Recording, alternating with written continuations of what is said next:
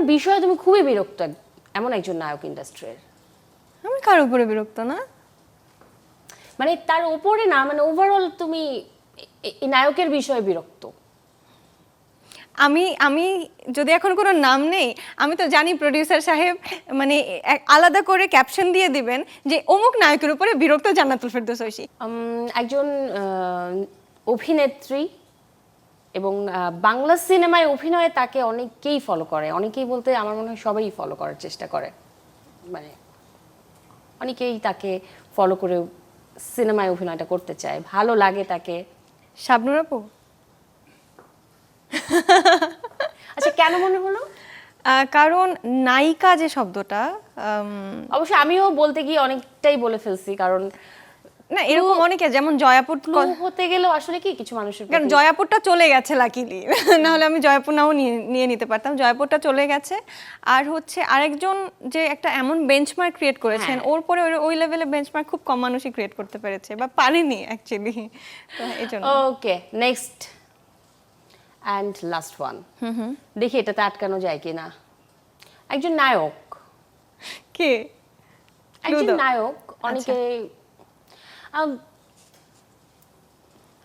তুমি তার উপর খুবই বিরক্ত। আমি কার উপরে বিরক্ত?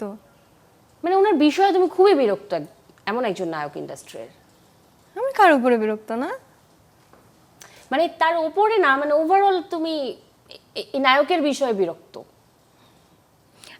আমি যদি এখন কোনো নাম নেই, আমি তো জানি প্রোডিউসার সাহেব মানে আলাদা করে ক্যাপশন দিয়ে দিবেন যে অমুক নায়কের উপরে বিরক্ত জান্নাতুল ফেরদৌস ঐশী। আমাকে যদি প্রমিস করা হয় যে এরকম কোনো ক্যাপশন যাবে না, আমি তাহলে নামটা বলবো। এবার ক্যাপশন আমি দিব যে কারণে ঐশী হচ্ছে যেই শর্ত জুড়ে দিলেন নায়কের নাম বলতে। হ্যাঁ হ্যাঁ, শর্ত জুড়ে দেওয়াটা দাও, কিন্তু ওইভাবে না যে অমুক নায়কের উপরে বিরক্ত জান্নাতুল ফেরদৌস ঐশী, কারণ জানতে দেখুন চ্যানেল 24, এরকম কিছু না প্লিজ। ওকে, এরকম কিছু কিন্তু ঐশী আমি বলছি, এরকম কিছু চ্যানেল 24 বিরোধী হয় না। Thank you. ওকে, সহজ করে দিব তুমি? না না আমি বলি, না না আমি বলছি আরিফিন শুভ। আমি ওনার উপরে বিরক্ত না।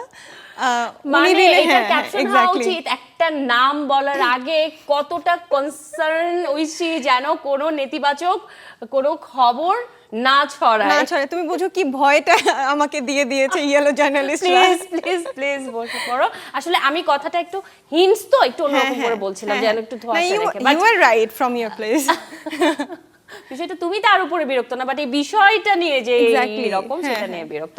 বিরক্তের গল্প আসলে থাকতে চাই না, বাট আমার মনে হয় একসাথে 3টা সিনেমার কারণেই এরকমটা হয়েছে। আমি জানি না কেন হয়েছে, হওয়া উচিত না। আর প্লিজ আর কেউ করেন না প্লিজ। হাউ সুইট, মানে কি সুন্দর করে রিকোয়েস্ট করেছে। আর আর তুমি বলো কাজ কি করব না, সেজন্য কাজ তো করতেই হবে, কোইন্সিডেন্টাল ছিল।